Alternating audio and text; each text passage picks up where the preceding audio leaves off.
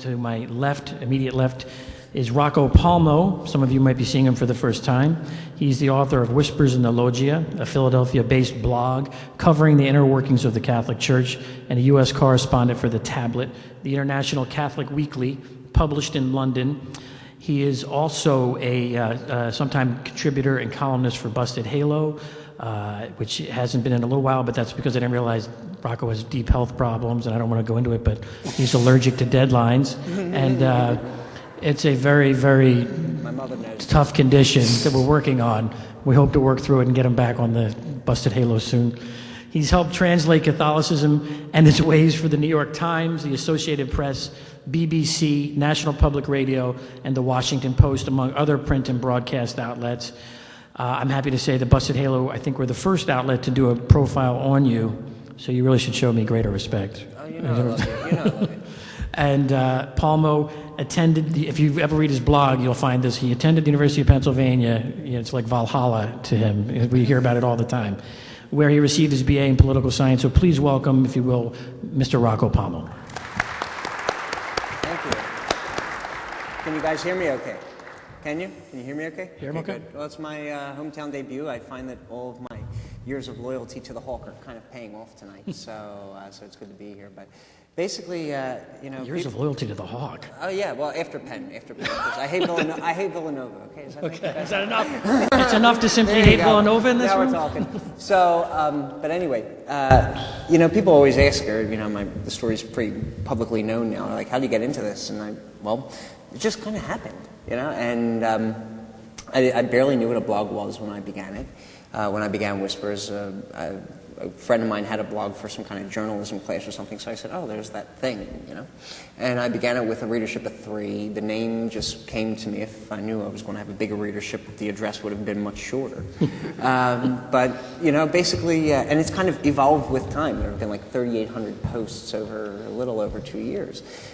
And I guess the key thing that got me into it was that I saw people in the mainstream press who I respected and who were friends and everything, but I still see like a kind of lack of context or a lack of understanding sometimes in the way the church worked, and sometimes because the church didn't explain itself as it should have, or as it should, there would just be gross misinterpretations, and then dioceses would get upset like after the fact. But, you know, wouldn't help the reporters, you know, write the story. You know, you'd hear, like, no comments and stonewalling and no, who are you people to ask us anything?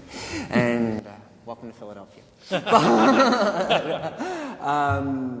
So this is what I kind of started out doing, just as a way of kind of getting it out of my head and getting it somewhere where I didn't have to think about it, because I had the sources, I had the contacts, my friends and everything.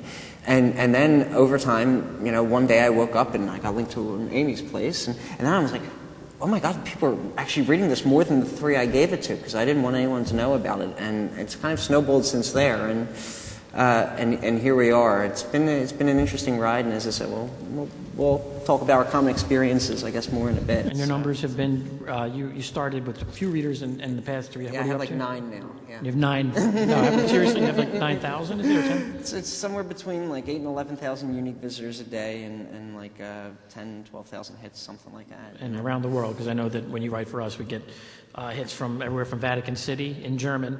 I'll have, you know, we know that they're German. Pope Secretary. The Pope Secretary must be reading. So Rocco is well read. So thank you. It's good to have you here, Rocco. It's good to be here. And to Rocco's left, I'd like to welcome our fearless leader. Our fearless leader, the pioneer in this form, I guess we could say, in the Catholic world at least, as far as I know. Somebody I was very pleased to meet for the first time tonight. She's very well known to anybody in the blogosphere. Amy Welborn has been a blogger since 2001. She's also the author of 13 books, with 2 more forthcoming over the next year that she has to get writing very soon. She has worked as a columnist, reviewer, and feature writer in the Catholic press for almost 20 years, served as a parish director of religious education, Catholic high school religion teacher, campus minister, and guidance counselor. She is married to writer and editor Michael Dubriel and has 5 children. So please welcome, all the way from Indiana, just got in here today, Amy Welborn. Thanks, Bill. It's a great pleasure to be here with you and Grant, whom I had not met before, and Rocco, who I had met a couple of years ago. I got into blogging, as Bill said, in 2001, in September. And the confluence with 9/11 was just coincidental, but in a way not, because it was after September 11th that blogging as a phenomenon, as a software, as a form of software, really took off. And I had had a web page since '98, I think. I had been a columnist in the Catholic press, and columnists have kind of a unique relationship with their readers that reporters and journalists don't have, and that they have a kind of a personal relationship with their readers.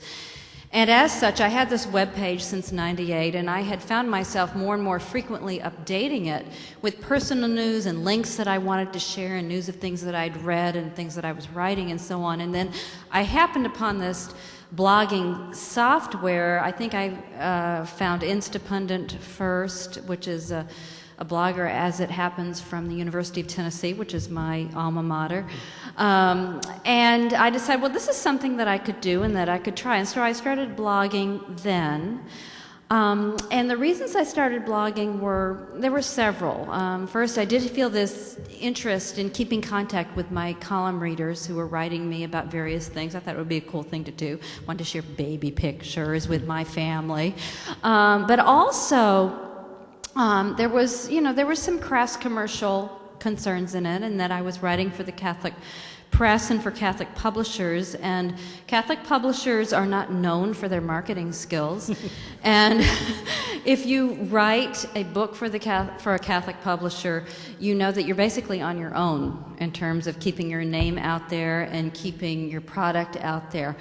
And I was just starting to write books, and I knew that if I was going to be able to keep them out there, I needed to keep my name out there, and that was a way to do it. But on the other hand, I think my mother was a librarian. I come from a family of educators, and I just really love to communicate, and I really love to share information, even if I don't comment on it explicitly. I just really like to share things with people, and so blogging just felt like a really interesting way and useful way to do it.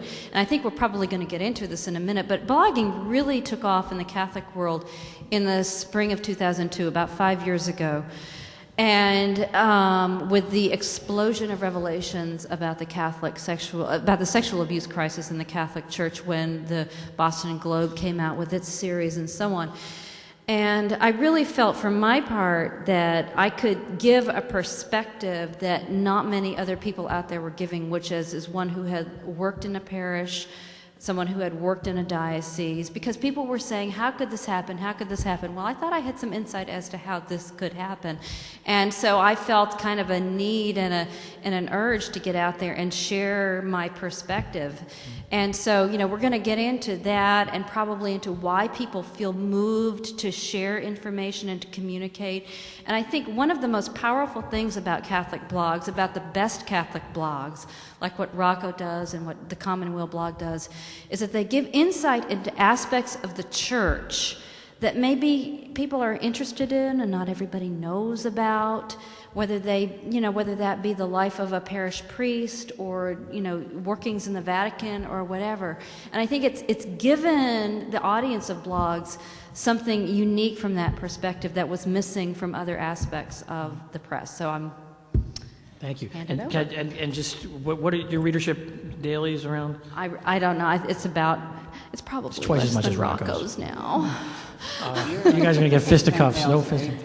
About 8-10, about the same as Rocco's, actually. Probably. So between the three of you, and with 8 to 10, and Grant's a few thousand, and Bustadillo has about 55,000 unique a day. So, right? Good luck. You guys are doing a good job bringing up the rear. I'm kidding. No, we've got about between us is about probably 25, 30,000 readers a day, coming through us. So there are a lot of people whose words are being heard out there, and I'd like to